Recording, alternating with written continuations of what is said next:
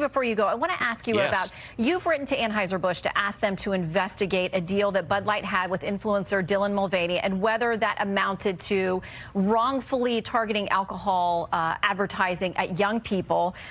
There's been some pushback, as you would imagine, and there's been this warning from a lot of folks, including the Intelligencer magazine says this: as Republicans prepare for 2024's presidential campaign, the fact that one cannot win a GOP primary without titillating culture war addicts is undermining the party's prospects for winning the next general election. Reuters has been reporting that GOP mega donor Peter Thiel doesn't want to get financially involved this time around because he's worried about focusing on things like transgenderism, on abortion.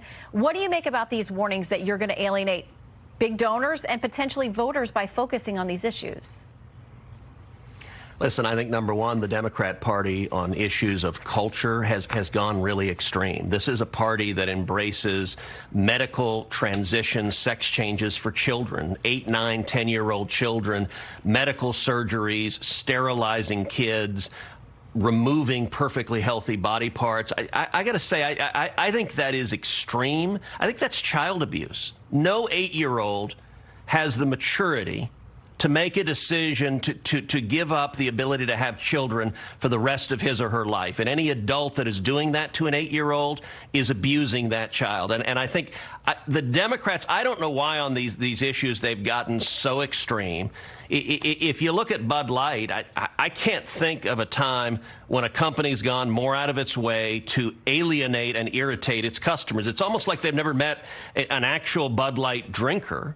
And the letter I sent, Marsha Blackburn and I together sent the letter, concerned a different aspect of this, which is the beer companies operate under rules that prohibit their marketing to minors. Remember Joe Camel and all of that investigation, that they're not allowed to market to minors.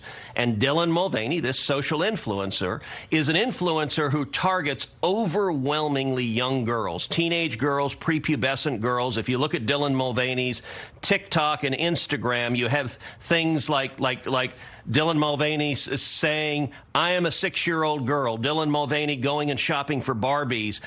Days of girlhood. It's very directly targeted at individuals who are younger than 21 and for whom it is illegal to purchase beer. And so what Senator Blackburn and I requested is that they investigate, the Beer Institute investigate, did Anheuser-Busch deliberately target children? Did they have marketing documents that laid out, hey, if we can get kids starting to drink beer when they're 10, 12, 14 years old, they'll be customers the rest of our lives, because if they did, they're violating the rules that apply to the marketing of alcohol. Well, trust me, if you get your hands on those documents, all of America will want to know. So let us know about any response you get. Senator Cruz, we appreciate your time.